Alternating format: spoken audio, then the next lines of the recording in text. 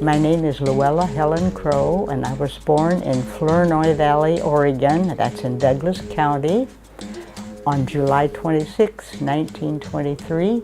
And I graduated from the University of Oregon in 1952 from the College of Education. My childhood in Flournoy Valley was not a pleasant experience. There were 7 of us in the family, and we were very, very poor.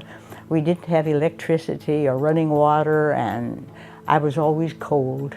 I had a deep-seated need to move away from my environment. My father always said, get an education, get an education. So that was my goal. Then I first enrolled in the University of Oregon. I can't even remember what year it was, whether it was 42 or 43 or whatever. But I never went there continuously through like everybody does. It was a hopscotch for me. I went as long as I could until my money ran out. I'd go back to university whenever I had a chance, and then there were extension courses taught here and there, and so I just plugged along doing this and that. At the Oregon Shipbuilding Company, I worked in the personnel office. I worked in Boeing, cleaning lights. I also taught school on emergency credentials in the 40s before I received my bachelor's degree in education. The emergency certificate was established during the war because there were not enough teachers, so they allowed people who were not yet qualified to teach in the schools. And they called that emergency credentials. I got a job teaching in Newberg, Oregon for a year.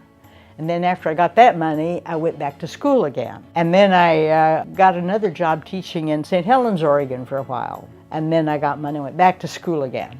I didn't have much interaction with the students because like it is now, you go to your class and you don't even know the students around you or whatever unless you live in the same dorm. Because I was living by myself. There wasn't much that I could afford to do or that we did much. We just kept our nose to the grindstone. The reason I wanted education was because I thought, gosh, I teach 9 months and then I'll have 3 months to travel.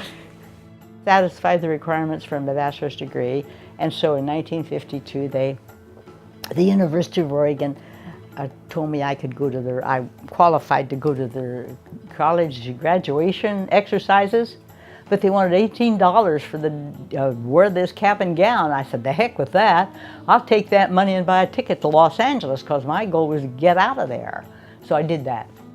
One of the librarians there had a friend, an engineer in Ras Tanura, Saudi Arabia, and he came back on vacation, and he showed us some slides.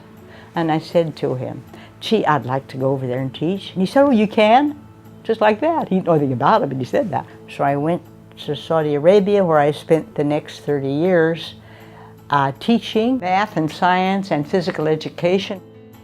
I wanted to see the Middle East. You know, I went to Cairo, and I went to the Holy Land, and to Greece, and to Iraq, and Tehran, and then to Africa. I went to East Africa, and Nairobi, and Entebbe. And I was very much interested in the local culture, and so that motivated me to learn the local dialect, the Arabic dialect, so I could go out into the villages and really learn and see how they live.